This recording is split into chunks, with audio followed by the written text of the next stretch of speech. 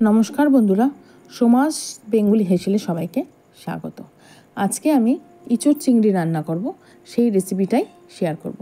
তার আগে যদি আপনাদের আমার চ্যানেলটাকে পছন্দ হয় তাহলে অবশ্যই সাবস্ক্রাইব করবেন। ইঁচড় চিংড়ি করার জন্য প্রথমে আমি ইঁচড়টাকে ছোট ছোট করে কেটে নেব এবং সেটাকে প্রেসার কুকারে ভাপানোর জন্য দেব। এবার তার জন্য আমি একটু নুন, হলুদ আর একটু সরষের তেল দিয়ে দেবো, যাতে ইঁচড়ে অনেক আঠা থাকে, সেই আঠাটা তাহলে কেটে যাবে। এদিকে আমি আলু, টমেটো আর আদা, রসুন, কাঁচা লঙ্কা এগুলো একটু সেদ্ধ হতে হতে এদিকে এগুলো একটু গুছিয়ে নিই। আদা রসুন একটু পেস্ট করে রাখবো আর টমেটোটা। আমার ইঁচড় সেদ্ধ হয়ে গেছে। এবারে আমি কড়াতে তেল দিয়ে দিলাম। যে চিংড়ি মাছটা আমি বেছে রেখেছিলাম আগে, সেই চিংড়ি মাছটা নুন হলুদ দিয়ে আমি এটাকে ভেজে নেব।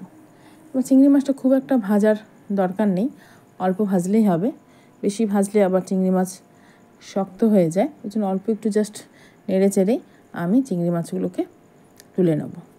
চিংড়ি মাছটা ভাজা হয়ে গেলে আমি ইঁচড়টা ভাজবো। আমার চিংড়ি মাছটা ভাজা হয়ে গেছে। এবার আমি চিংড়ি মাছগুলো তুলে নিই। এবার আমি ওই তেলের মধ্যেই ইঁচড়টাকে ভাজবো। ইঁচড় ভাজার সময় আমি একটু অল্প নুন দেবো, কারণ আমার আগে নুন দেওয়া ছিল, আপনারা নুনটা বুঝে দেবেন। এবারে আর নুন আর হলুদ দিয়ে এটাকে একটু নেড়ে চেড়ে নেব। ওই তেলের মধ্যেই আমি আলুগুলোকেও একটু ভেজে নেব। আলুগুলোকে আমি খুব একটা ভাজবো না, মানে একটু ভেজে নিয়েই তুলে নেবো, কারণ পরে যখন আবার পেঁয়াজ ভাজবো তখন আমি আলুগুলো দিয়ে আবার একটু ভালো করে কষিয়ে নেব, তাহলেই হয়ে যাবে। এবার কড়ার মধ্যে আমি তেল দিয়ে গোটা গরম মশলা,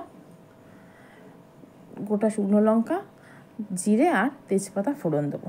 ফোড়নটা একটু হয়ে আসলেই আমি তার মধ্যে পেঁয়াজ কুচি করে রেখেছিলাম, সেই পেঁয়াজ কুচিগুলো আমি এর মধ্যে দিয়ে পেঁয়াজটাকে ভালো করে নেড়ে চেড়ে ভেজে নেব। পেঁয়াজটা যখন একটু ভাজা ভাজা হয়ে আসবে তখন আমি আলুগুলো এর মধ্যে দিয়ে দেবো। দিয়ে নেড়ে চেড়ে এবার যে আমি টমেটো কুচি করে রেখেছিলাম সেটাও আমি এর মধ্যে দিয়ে একটু নেড়ে চেড়ে নেব।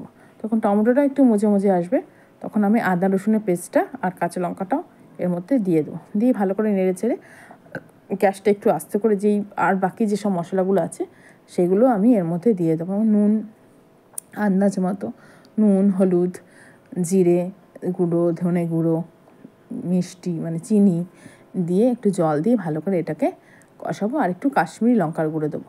আপনারা চাইলে লঙ্কার গুঁড়ো দিতে পারেন, আমি কাঁচা লঙ্কাটাই বেশি দিয়েছি। এবারে আপনারা বুঝে দেবেন। এবারে হয়ে গেলে, একটু কষানো হয়ে গেলে তখন আমি ইঁচড়টাও দিয়ে দেবো আর চিংড়ি মাছ ভাজা যেটা আছে সেটাও দিয়েও আমি ভালো করে আবারও কষাবো। এবার ভালো করে আমি কষাতেই এটা হয়ে যাবে। এবারে আমি বেশি খুব একটা জল দেবো না, আমি এরকমই আঁচটা ধিমে করেই একটু কষাবো। আপনারা যদি একটু ঝোল চান তাহলে একটু জল দেবেন। আমি একটু মাখাই করবো, গা মাখাই করবো, এর জন্য আমি আর বেশি জল দেবো না। কষাতেই এটা বেশ সুন্দর হয়ে যাবে। যখন দেখবে এর থেকে পুরো তেল ছেড়ে এসছে, মনে হয় যে আমার তেল ছেড়ে এসেছে, ইঁচড়ের তরকারি আমার রেডি। এবার আমি একটু ঘি গরম মশলা দিয়েই আমি এটাকে নামিয়ে নেব। খুবই সুন্দর টেস্টি একটা তরকারি, বাড়ির সবাই পছন্দ করে খেতে। সুতরাং আপনারা অবশ্যই ট্রাই করবেন। একদম ঘরোয়া পদ্ধতি করলাম, খুব একটা রিচ করিনি। যে কোনো কেউ খেতে পারবে, সে বয়স্ক লোক হোক বা বাচ্চা হোক, যে কেউ খেতে পারবে, কিন্তু টেস্টে তা বলে কোনো কমতি নেই। আপনারা অবশ্যই ট্রাই করবেন।